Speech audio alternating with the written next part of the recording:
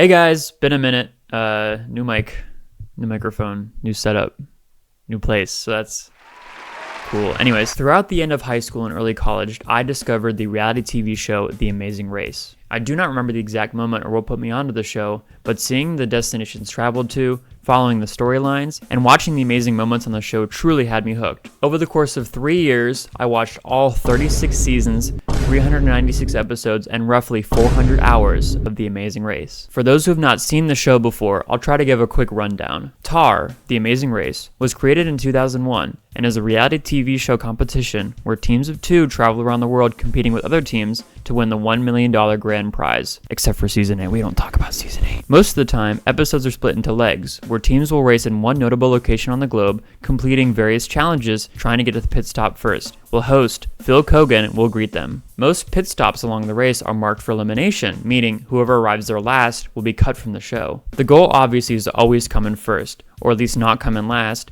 leading up to the final 3 teams. And the show will sometimes allow for twists such as getting the ability to skip a challenge or slow another team down. Of course, there are way more specifics and I'll get into those later, but for now, you got the gist. What my synopsis did not properly address is why I'm so hopelessly addicted to this show. It's so fun to pick your favorite teams at the start of the race, see how bonds form between teams and how relationships strengthen or shatter, watch teams make fools of themselves completing silly challenges in the most beautiful locations on the globe, and imagining how I would do if I was given the chance to compete. Quickly, it became one of my goals in life to run and win The Amazing Race. While binging season after season of the show, I made the realization that for the most part, the design stays pretty consistent between races, and I became curious of how aspects of different seasons stack up against each other. I also figured the best way to prepare for the race, if I'm ever given the opportunity, is to get in the minds of the show's producers. To accomplish this, I devised a system of recording and tracking every leg of the race, starting with timber.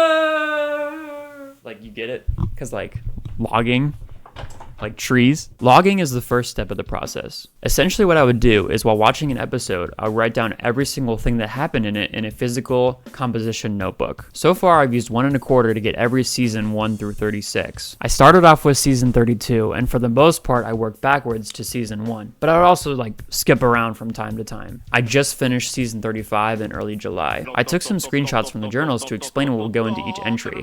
As you can see, each page is noted with its respective season. The date of the log is put at the top of the page, and legs or episodes are separated from one another. Going from top to bottom, I would write down what locations were shown where teams completed challenges. The next line shows if the leg was an elimination leg, meaning the last team to arrive there was cut from the show, and if there was an express pass given out, which is one of the twists of the show, allowing the team who holds it to skip a challenge of their choice. Following this, all of the challenges would be noted, with the respective challenge being put inside parentheses. On TAR, teams rip and read envelopes of clues, which tell them what to do next on the way to the pit stop. The envelopes are color coordinated to clearly show the audience what type of challenge would come next out of a choice of 5 challenges: route infos, roadblocks, detours, fast forwards, and speed bumps. When teams read the clue, I would write down a brief description of what the challenge was. Challenges range from traveling to a new place by plane, train, or car, to a task where one team member will balance fruit on their head, to a puzzle teams have to figure out to know where to go next. Teams have to complete these challenges in order to properly check into the pit stop at the end of the leg. I also made sure to leave room for any twists on the leg and where they were located, such as a yield on challenge 4, of leg 2, or a double U-turn on challenge 7 of leg 9. I'll get more into these twists later. Next, I would write down what team was eliminated or almost eliminated, and a brief description as to why. The reason teams would get eliminated ranged vastly from doing terribly on a specific challenge to getting completely lost driving in a foreign country to the next clue. Finally, I took note of keywords that were seen on the leg, which is a system that I devised as another way to compare different seasons. Like I said, the game design between different seasons normally does not change very much, and it's interesting to see what similar challenges and difficulties teams run into across different seasons. Across all 36 seasons, I found 28 unique keywords, which I'll get into in a little bit. Lastly, I made room to predict which team I thought would win the entire race based on watching the intros in each of the first episodes, which I'm almost never correct about. After finishing the log of each season, I would then translate this data into the spreadsheet. Dun dun dun! Here it is. This is the culmination of my work. I created this welcome page to basically give all the same spiel that I've already given earlier about the logging and stuff, so we can just scroll down to the information about each sheet. I've created 18 different sheets to track information that I've gathered from my watching. The first is directly drawn from my journals, and this is where I would translate all the entries. So let's start there. So inside of logs, we can basically immediately see what this sheet is dedicated to. Basically, for each season, I translated the entries and copied over every challenge. If it was an elimination leg, the official winners, different twists each season, the keywords I mentioned earlier, and the locations I traveled to. I will say I definitely had to edit the locations when I was transcribing because not all of them were spelled out in the show, and even if they were, I just have dyslexia, I think, so. But yeah, as I scroll, you can see that each season has its own dedicated section, where each of the other 16 sheets will pull data from. A couple of notes for the superfans watching. I only put locations that teams actively completed challenges in. I put fast forwards ahead of the clue they were paired up with in terms of logging. Keywords that were applicable for events that happened before the leg officially began were still noted. I have input challenges and twists that were not aired to my best understanding of when they would actually occur on the race, and I considered that each time teams have a meeting with Phil on the mat to be a race outcome, even if he told them to continue racing, which I'll get into later. I'm sure I made some error in logging challenges or keywords or locations, so if you're watching this and you are a super fan as well and you see something to correct, please let me know in the comments below.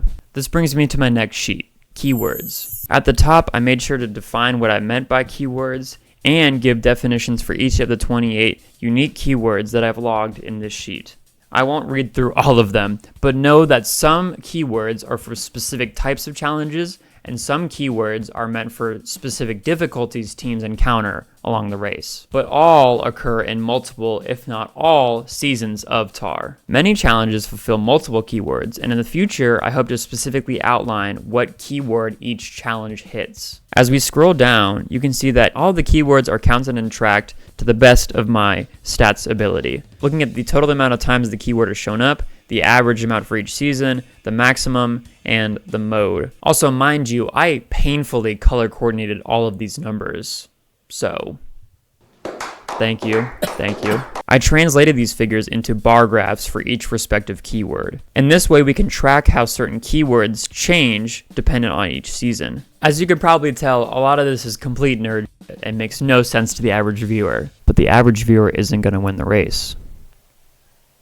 Moving on to location information, where all of the countries are translated from the logs with their respective geographical area of the world. I did this to stack up each season with one another to see how the routes form. Over here I made separate columns to see where each of the race ended on the final leg, which was always the United States by the end. Something else that's interesting is that each race starts in the United States except for seasons 34 and 36, which I'll get into later. I was able to translate all this data to see how many legs were ran in each country visited by the Amazing Race. Most recently, Slovenia was added as the newest country visited in season 35. Scrolling over, I also took count of each country and geographical region per leg, sorting from most to least, to see where the race traveled to most often per episode. Again, I separated the final legs from the rest, with every single leg ending in the United States of America, but also sometimes teams will travel to other legs on the final leg before getting back to the US. This leg-by-leg data was translated into some cool pie charts. Ooh. And these are color coordinated to visually demonstrate where each leg ended up in the most. Finally, I was able to create route maps of each season, showing the exact route and countries traveled to.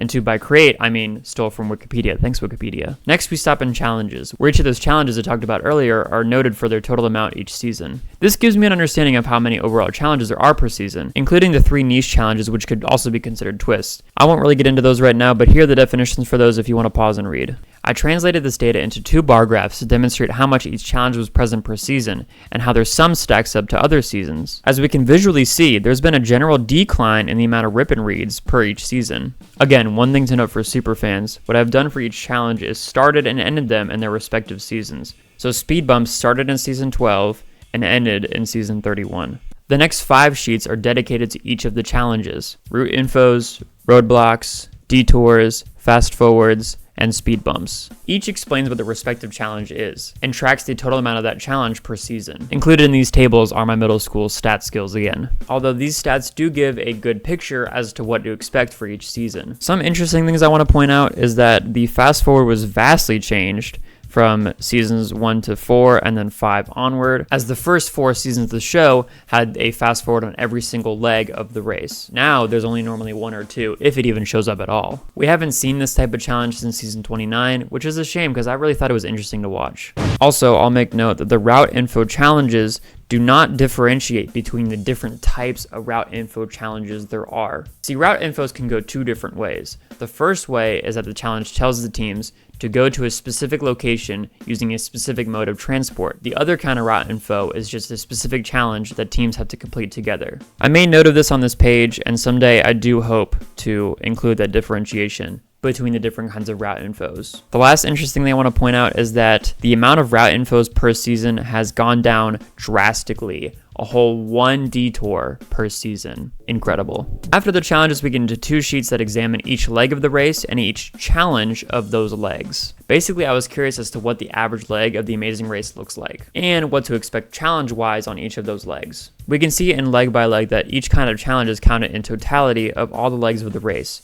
and the average amount for each leg. Here we can see some pretty interesting trends, such as leg 9 being the longest leg on average, and the final leg always having the most amount of route info challenges. And this makes sense to me, as the producers stopped putting detours on the final challenge after season 13, and generally they only have 1 roadblock, if at all, on the final leg. Under these figures, there's also tables for each season's breakdown of challenges for its legs. The challenge by challenge sheet essentially has the same kind of structure, where each respective challenge is tracked for its type to kind of map out what your average leg of the race is going to look like. For instance, you are always going to start out with a route info, followed by a roadblock or a detour, then probably followed by another route info, then another roadblock or detour, then another route info to get you to the finish line. Again, I have included figures to know the percentage of what each type of challenge occurs on a leg. There's probably some cool statistic stuff I could do with this page, but not really a stats guy, so this is the best I could do. Following this, we get into what I think is the most interesting part of the race, predicting what legs are going to be elimination points. Part of the fun of watching TAR is the suspense if a team is going to get cut or not, begging for it to be a non-elim if your favorite team is on the chopping block,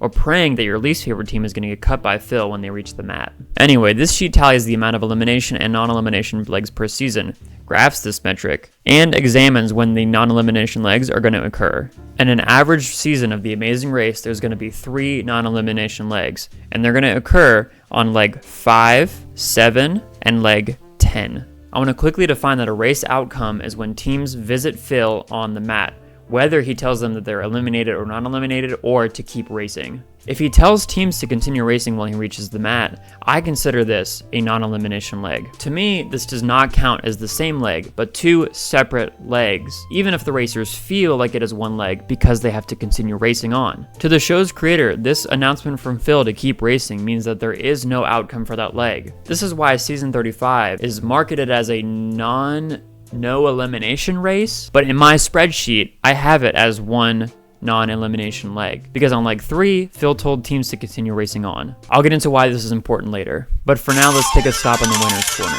On the Amazing Race, there have been 36 unique winning teams. No winning team ever runs twice, unless you're Uchenna and Joyce. I was curious about what makes teams win. What's the magic formula for success? On the winner's corner sheet, I took note of each runner's age and gender, what their team relationship is, where they're from, and what occupation each team member holds. I wanted to see if there's any trends in these winning teams. I found that the most likely winning team is a co-ed team who is dating from California with both team members in their 30s. And again, these stats are broken into some pie charts. I also created tables for the finishing positions of each team to see how they stack up to one another and how they needed to place in order to win the race. Interestingly, BJ and Tyler are the only team who have been saved from elimination twice and still won the race. These average finishing positions are ranked, with Ricky and Cesar from season 36 being statistically the best team in Amazing Race history. You could argue that season 36 is the easiest race to date, but the stats speak for themselves. And just to put names to faces, I've inserted pictures of each of the winning teams below. The last fundamental piece of the Amazing Race are twists. These are aspects of the game that are designed to spice up the gameplay for 1 leg or multiple. In my understanding of twists on TAR US, there are 9 types of twists that we have seen. I will get into detail of what each one is, but I've made note on the sheet as to the definition of each twist. I took some notes on when each twist appears, and made a table for yields, U-turns, and double U-turns with corresponding pie charts. This gives me a better understanding on if twists pop back up, when they're going to occur on future races. Most twists haven't been used in a while, but I have a feeling that some of them might be coming back. Earlier I discussed how legs differ based on their kinds of challenges, and there are some special legs of the race that differ from the rest. For race fans, this may invoke thinking of the mega leg, which has twice the amount of roadblocks and detours as a normal leg. These have been marked in the logs and the leg by leg sheet if you look for the legs that are marked in bold. The legs that I'm thinking about though are the final 36 legs of Tar. Each season has one, and I've noticed that these legs are very different from normal legs. This final legs sheet is to catalog what makes them so different. If we take a look at the sheet, I have created 4 sections. First, to note how many times each leg has been a final leg. More often than not, the amazing race is going to end on the 12th leg. Then I looked at the amount of challenges on each of the final legs. There are only ever been route infos, roadblocks, and detours on the final leg. Interestingly, route infos and roadblocks have both increased by 37 and 14% respectively, while detours have dropped by 155%, which makes sense since the showrunners have cut the detour from the final leg of the race. So don't expect a detour if you're running in the final 3. Next, I have noted how many times each keyword has shown up on the final leg. What's cool to notice here is that 61% of final legs is going to have some kind of a memorization challenge. This would be something to definitely prepare for if you're going to be on the race, and I'll talk about that in a little bit. Finally, I have made a table to show where each of the final legs have ended. Like I said, it's always in the USA, but not always the same state. Looking at the breakdown, there's a very small chance you could fly to another country before flying back home, and the race is likely going to end in California or Hawaii. The Amazing Race Wiki has created this really cool interactive map to show where each of the final legs have ended. You should definitely check this out. I'll leave a description for it in the comments below. As much as some legs are different from others, some seasons are different from others as well. If you're watching this in the future and you haven't really heard about it yet, there was this little pandemic that happened in 2020 because of the COVID-19 virus. As this virus affected the globe, the Amazing Race was not spared. On February 28th, 2020, while filming season 33, Tar had to stop production as the world went into isolation. Since then, 4 seasons of the race have been ran in a COVID world. This has changed up a lot of how the race is run. I created this sheet to make note of those changes. First, I wrote down some major differences in these seasons, such as 2 seasons starting outside the US due to the differing COVID restrictions, and 3 seasons flying teams around the world in a charter plane, cutting out the integral racing through the airport part of the race. This is to mitigate the spread of the virus through air travel, and this also carries over to more self-driving challenges in these seasons as well. This other part is to see how each kind of challenge has changed for these seasons. From this, we can see that the amount of route infos and the amount of overall challenges have both decreased by about 11%. I think this is to limit the amount of locations that teams travel to and the amount of people that they interact with. I've also taken note of how each keyword has changed. In terms of the keywords, many haven't shown up at all, and some have shown up way more, like biking, selling, and swimming. And obviously, there is way more driving. I do want to draw your attention to one figure in the challenges section that is interesting to me, and this is 81 challenges in season 35. There's about 15 to 20 more challenges in the season compared to other COVID seasons. I wonder why that is. Well, actually, I do know why. I kind of made this sheet, so. Season 35, the most recent season of the Amazing Race. So if there's a season 36, then how is season 35 the most recent season? Well, that's a good point, Other Sam. But if we look at the logbook, season 36 was filmed before season 35, which was filmed in 2023. So then why was it released before season 36? Well, to my understanding, it's because CBS wanted to move it to an hour-and-a-half long format, and season 36 was already shot and edited in that way. So they had to redo everything for season 35, which took a minute. Wow, Sam, that was an incredibly succinct and helpful answer. Should we kiss now? Alright, thanks Other Sam, and that's why this season has its own special sheet. Season 35 was branded as a return to form for Tar, as travel restrictions have let up significantly since the pandemic began. They made a lot of changes this season to get the race back to its former glory. I think looking at how this season went is a good indicator for how things are going to look for season 37 and beyond. There are a few major things of note about this season, like having an historic high 13 teams, reintroducing express passes as a separate challenge, and getting rid of the charter plane for the traditional Amazing Race way of travel. I also took note of how challenges and keywords compared to the COVID seasons, as well as overall the seasons before it. With these stats, we could see an obvious change in the amount of route infos, detours, and overall challenges compared to the COVID seasons. In terms of keywords, though, there aren't really any significant changes here. I've also included where each country these teams traveled to, including the new country of Slovenia. This may give a good idea of where teams are going to travel in season 37. Real quick, I want to mention that on the welcome page, I've included a section on what things I want to improve in this spreadsheet for the future. This includes tracking what type of transportation is used for each route info, why teams were eliminated, and the breakdown of keywords per challenge. I also received a message on Reddit where I posted this spreadsheet asking if I could include keywords for different fear triggers, like spiders, vomits, heights. This will make the guide approachable for casual viewers who may want to skip certain episodes to avoid these triggers. I think this is a great idea, and this is something that I definitely want to include in the future. But if you guys have any suggestions for the spreadsheet, please let me know in the comments below, or shoot me a message. I'm going to put a link to the Google Sheets in the description below. This brings me to season 36. Wait, no, I mean 30. Using the power of the spreadsheet, season 35, and the Holy Spirit, I'm going to do my best to predict exactly what is going to happen on season 37 of The Amazing Race. Where each leg is going to be in, the breakdown of challenges, and every keyword. I want to preface by saying that I know some spoilers have been posted in the Amazing Race subreddit, but I have not seen these spoilers, so my prediction is pure and true. Okay, right now on your screen is my prediction for season 37. I'll actually do this prediction in post, so you're seeing what I think is going to happen. After the season is released next year, I'll do a follow-up video to see how close my predictions were. Okay, blah, blah, blah, blah, just kind of wasting time for all the different predictions to come through. How's your day? How's your day going? What's going on with you? What's new? How's some weather? Okay, yeah, the spreadsheet is cool and all, but the point of this video is to say what I have learned through watching all 396 episodes of The Amazing Race. And you're in luck, because through watching all of the episodes, I've come up with 36 rules to follow if you are lucky enough to be on the race. Sorted kind of in importance. Many of these have specific examples, and some have countless over the course of the show. Bringing up the rear at number 36, don't eat a big breakfast. Almost every season there is at least one challenge where teams have to consume something. In case you do hit a food challenge, you want to have a near empty stomach so you'd be more enticed to eat faster and just down whatever the consumable is. Number 35. Put proper gas in your car. This one should be self-explanatory, but Adam and Rebecca proved it isn't when they put diesel fuel in their car, losing them precious time. Just make sure whenever you're filling up it's the right type of gas. Number 34. Check your bags on the last leg. On the last leg of the race, you can just leave your bags at the airport, meaning you'll have one less thing to worry about and carry around. It gives you a better chance to run faster in case it comes down to a foot race. Number 33. Get rest wherever you can. Throughout The Amazing Race, many legs have began as early as 2 in the morning, and at some point, almost every season, teams are told to continue racing.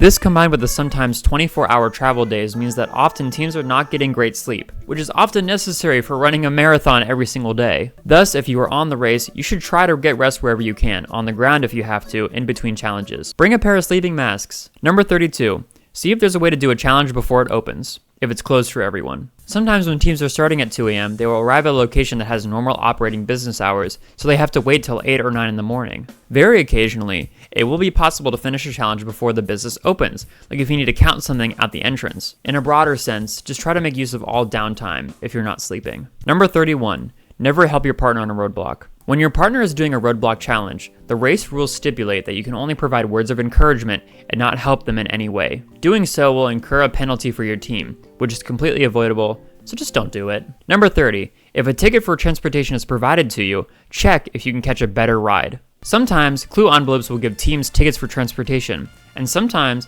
the clues won't stipulate that teams have to take that specific flight, bus, or train ride. Producers often do this intentionally, knowing that there are better rides out there if teams look for them. This causes some interesting drama and separation between teams, bringing some racers out of last. Just make sure that your ticket is the fastest way to get to the next clue. Number 29. The clue may not always be a laminated envelope. If you expect a person to give you a clue and they don't, then it's somewhere in the challenge. The most recent example I can think of this is when team had to eat gyros, I think. Euro. Bruh. And the clue for the next location was in the wrapping for the food. Some teams expected an envelope like normal and spent way longer at the challenge than they needed to, trying to figure out this trick. If you know you're at the right spot and you have completed the challenge, look around for the clue if they don't immediately hand it to you. Number 28. If the clue says to take a specific mode of transportation, you must take it. This is kind of more broad than Rule 30, where the clue will specifically spell out how to get to the next place. Run to, drive to, take a taxi to. Just make sure you read the details of the clue and take the right mode of transport. Otherwise, you're going to incur another unnecessary penalty for your team, which could knock you out of the race, like it did in Season 3. Number 27. Learn how to drive stick shift. Every season of the race includes self-driving, and at least once, the car will be stick instead of automatic. Cars in the US aren't built for stick shift anymore, so it's likely you're not going to encounter stick until you get on the race. And learning how to drive one of these cars on the spot is a challenge in its own right. So at least learn how to drive stick before going on the race, so you can avoid travel issues and not lose a ton of time trying to figure out how to drive for the first time again. Number 26. If Phil doesn't greet you at the airport, run to a taxi. As Flight Time and Big Easy learned in Season 24, sometimes a bad flight will automatically take you out of the race. Phil may meet you at the airport to tell you that you're out if this happens, but if not, then you need to sprint to a taxi before the other teams beat you. Number 25. Make sure you're on a flight, train, or bus with at least one more team. Often breaking away from the pack by taking a risky flight or other mode of transportation can quickly lead a team to last place if there are any travel issues or delays along the way. So if you're going to take a risk with your ticket, bring another team with you, so that if you do end up in last, at least you still have a shot if you beat them in challenges. Number 24. Get tickets at a travel agency before an airport if you can. Sometimes, flights are so filled up before a leg starts that only one or two teams can get on the first flight out, so time is of the essence when you start a leg. Sometimes, teams are able to get tickets on a flight before others by going to a travel agency on the way to the airport. So if your taxi driver knows a travel agency that is closer than the airport, or if you could just use their cell phone, then you should try to get tickets before you get to the airport. Number 23. Make sure what you're looking for is marked in red and gold. Red and gold are the theme colors of TAR, and the show's creators use these colors to mark specific spots where teams need to be at along the race course. Sometimes they will mark specific vendors and shops for challenges and a myriad of other vendors and shops. This will often lead teams to completing challenges in the wrong location and wasting a ton of time. So before you get started with shining shoes, make sure you're at the right vendor. Number 22. Unless the fast forward is weather dependent or you are not in first place, do the fast forward. The fast forward is often a cheat code for how easy it is for teams to get an automatic first place. This is why I think that if you're in first and get the chance to do the extremely rare fast forward challenge, you should take the free first place, even if you have to shave your head. That being said, if the challenge is weather dependent, like hang gliding or something, you should not waste a ton of time relying on the weather to calm down, because you will not get time credit for the weather acting up, and you will have to continue the leg now in last place. Number 21. If you're going to use the Express Pass, make sure you're going to be first, or that you're not going to be eliminated. The Express Pass is such a cheat code if used at the right time, and too often I have seen teams use the pass to end up in like second or third. And I mean, that's great and all that you're still in, but you should be shooting for a first place with the pass, or to just make sure that you don't end up in last. Though I admit, as long as you're using the pass, you're going to be alright, as Jessica and John would tell you. Number 20. If you're going to U-turn a team, make sure they go home. Don't U-turn a team that is in the front of the pack with you. This is another twist that I kind of glossed over earlier, but race fans will know that using the U-turn is the fastest way to make another team pissed off at you, and you want to avoid making enemies on the race if you can. That's why if you're going to U-turn another team, just make sure they leave so you're not running alongside the team that will want to target you the second they get the chance. I also say not to U-turn a team that's in the front with you because doing the other side of the detour is likely not going to make them go from second or third to last place, and now you've made a mortal enemy. Number 19. Be systematic in your searching. Similar to the food challenge, there's likely going to be a purely searching challenge on each season of the race. Most recently, this has involved looking for specific locks on a bridge. When this challenge pops up, make sure you work systematically in your searching so you don't miss anything. These challenges can often take the longest if you miss just the tiniest detail. Number 18. Make sure you have everything before you leave a challenge. Make a mental checklist. This one should be lower because don't forget your shit. But I've seen teams lose a ton of time circling back because they forgot their bag, their passport, their dignity. An easy way to not make this silly mistake is just getting a little list to make sure you don't leave anything behind, so you don't go from first to last, circling back to a challenge to grab your stuff. Number 17. Keep your passport on you at all times. This one's pretty much covered in Rule 18, but I want to emphasize how important it is to not lose your passport. As racers from seasons 7 to 9 would tell you, it's possible to continue the race with no money and no possessions. Obviously, it's gonna suck, but it is still possible to win with nothing but a passport, mostly by begging. But you cannot continue the race with no passport, as traveling to other countries, which happens almost every single leg, would not be possible. And getting a new passport outside the US with basically no time is nearly impossible. So if you're gonna be dumb and leave your stuff behind, at the very least, don't forget your passport, or you will not be able to check into the pit stop. Number 16. When choosing between a skill task or a searching task, always pick skill.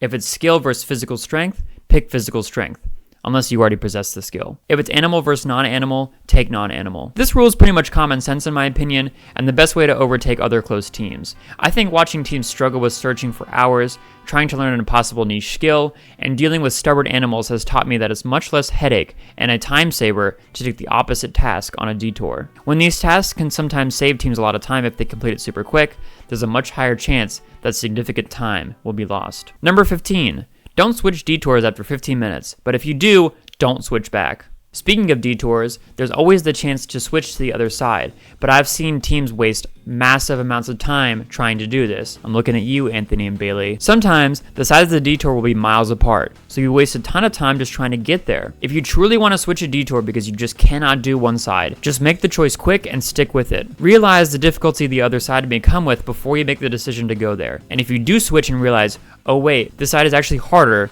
then too bad. Stick with your choice and tough it out. Switching back will only waste more time and could make you lose the leg. Number 14. If there's an instructor at a challenge, watch them at least 2 times through. With the immense amount of detail required to run a good race, you would think that teams would make sure that they are never missing any details when completing a challenge, but you'd be surprised. Something I've often seen teams lose time to is not being able to complete a roadblock or detour because they missed a step in a complex process, when the issue could have been simply resolved by properly watching the instructor. So if you find yourself at a challenge with an instructing pro, just make sure you watch it at least 2 times through, so you can do it right the first time. Number 13. Take your time and do it right the first time. This goes kind of hand in hand with the last rule, but it also applies to challenges without instructors. Too often teams try to rush to get something done and they end up doing it wrong, where slowing down for a second would actually save them more time in the long run. I get that catching up or maintaining first place can be stressful, but make sure to take a breather and really focus on doing it right, so you only have to do it once. Number 12. Pay attention to every detail. Write down random things from each location and leg. One thing I mentioned when discussing the final leg of the race was the popularity of the race memorization challenge, where teams recall challenges, people, things, etc. from each leg of the race. Often this is the last challenge before the finish line, and I've seen teams in first be passed on this challenge by other teams because they could not remember every detail from the race. And who could? It's a month straight of extremely tiring travel, so it makes sense why teams would struggle in this type of challenge, but not if you write everything down. Also, the tip of just paying attention to every single detail is important for every leg anyhow. Number 11, always ask for directions, twice. First, I want to emphasize how important it is to ask locals how to get to the next destination, even if you don't exactly know the language. One of the biggest ways teams get out is by getting lost on the course because they did not have directions given to them. Of course, getting a map is a great idea, but who can read those things anymore? The easiest thing, stop at an internationally branded hotel, like one where Americans would stay at if they're vacationing there. More likely than not, the front desk workers are going to speak English and know the area. And when you do ask for directions, ask them from 2 different sources if it's reasonable to do so, like if you're on a busy street or something. Where there are teams that get lost with no directions, there are also teams that get lost with improper directions, whether by miscommunication or running into a local that did not know what they were talking about. So get directions from 2 sources if you can, and save yourself from the massive time waster of getting lost. Number 10, top 10 now. Take a step back. Tunnel vision in a stressful situation is very real, and the race is one of the most stressful competitions on television. I've seen countless teams make mistakes looking for a route marker or on a challenge because they're not allowing themselves to take a step back and take the entirety of their situation is. This rule is just to serve as a mental reminder that you may be missing something that's right in front of your face. Number 9. Be kind to other teams. Make friends. While villains have mostly been a thing of the past for Tar, the last thing you want to be is screwed over by an alliance or a stronger team that does not like you. As much as teams try not to make the race personal, we're all human and we can often act on emotion, especially in a highly stressful environment. Try to be on everyone's good side, so teams have no reason but to partner up with you. The additional help never hurts. Of course, this rule automatically applies for me because I'm so cool I'm everyone's friend. So, it's whatever. Number 8. Make sure your taxi driver knows where they're going, get their name, don't let them leave, and be nice to them. Taxi rides are one of the most common types of transportation on the race, and often, local taxi drivers in different countries are not very keen to helping out Americans, and understandably so. As such, a bad taxi has taken out more teams than I can count. Your race is in their hands, and as such, you need to be on the taxi driver's good side. Ideally, you can keep the same taxi for the entire leg, so you're not running around trying to find one in the middle of nowhere. Be nice to the driver so they will want to help you out in the race and not abandon you. With that being said, you need to make sure that your taxi stays put each time you get out of it, so again, you aren't running around looking for a new one. But in case the taxi driver does ditch you when you specifically ask them to stay, make sure you have their name so you can call the taxi service when you inevitably make the mistake of leaving your stuff inside the taxi. How easy do you think it is to find one taxi in a city of millions to track down your passport? Go ahead, it's not rhetorical. Finally, at the very least, make sure your taxi driver knows where they're headed. Use Google Translate if you have to, as a bad taxi is the single biggest time waster in the entirety of the race. Number 7, never take a big risk unless you're in last. This is kind of a broader rule encompassing a few others I discussed earlier, but getting first on every leg should not be your goal if you want to win overall. I mean, sure, getting a ton of free cash and vacations is sick and all, but in pursuing that goal, you might take a big risk to stay in first, and eventually luck will catch up to you, potentially taking you out of the race when you could have ended that leg in third or fourth and stayed in. At the end of the day, you just need to not be last. If you can do that, then you're going to have a great chance to win. Just ask Josh and Brent or Keisha and Jen. It's possible to win the million without winning another leg. Number 6, go with your gut. With the hundreds of decisions you have to make on the Amazing Race, trusting your gut is often a good idea. I don't have any science to prove this, but I've watched teams thrive on certain challenges and legs because they are more confident with their gut feeling, and teams regret not making the right choice when they had that gut reaction. Also, it may save you some time to just pick whatever speaks to you, instead of waiting around and discussing a simple choice. Number 5, being frustrated with your partner never helps. Communicate always. Very few teams in the history of TAR have made it far by always being mad at each other, and they never turn out to be crowd favorites either. Listen, it's an extremely stressful environment, I get that. But letting frustration fester between you and your partner only serves to weaken a relationship, which is so vital for running a good race. Communication is key in traveling together and completing challenges, and being frustrated and upset at each other often gets in the way of that. Figure out some way to rectify situations with each other before you get on the race, before your relationship and communication falls to the wayside, leaving you cut on leg 6. Number 4, assume you're in last.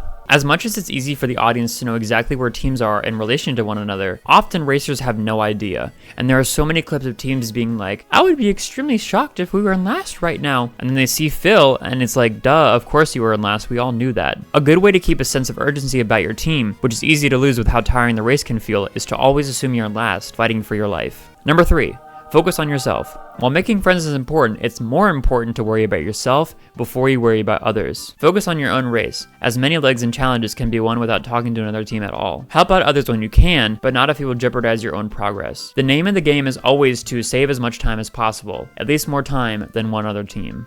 Number 2, read your clue. I'm stressing this one and putting it in all caps because it's the stupidest mistake you can make in a game designed around specifically worded clues. Many rules before this basically explain the same thing, but I really want to emphasize how important it is to just read your clue properly and in its entirety.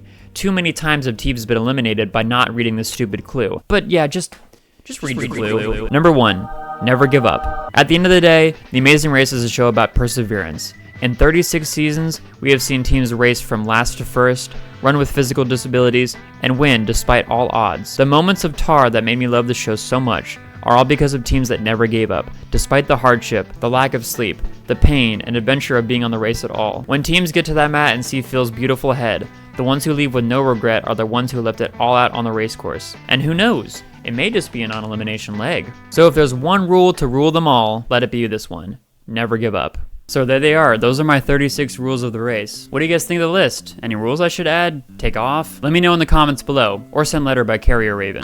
I hope this video is informative and truthfully just shows how much I love this show, how dedicated of a fan I've been for so many years. At the end of the day, this guide is mostly for myself. To win is the ultimate dream, and this is the first step on that journey. So if there's any casting director, this is why it takes so long. So if there's any casting directors watching, or Jesse if you're watching, this is my best friend Josh, and we are going to apply for season 38 of the race. The dynamic here is that I am the race pro, but he has barely watched any of the race, and we will put my skills to the test to coach him along the way. Josh, do you have anything to say?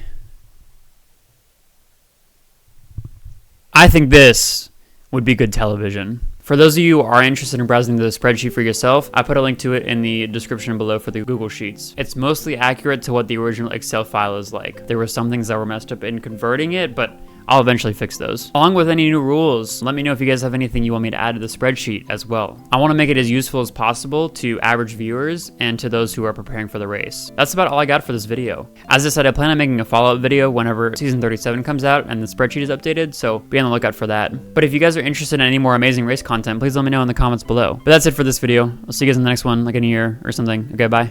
Binkus!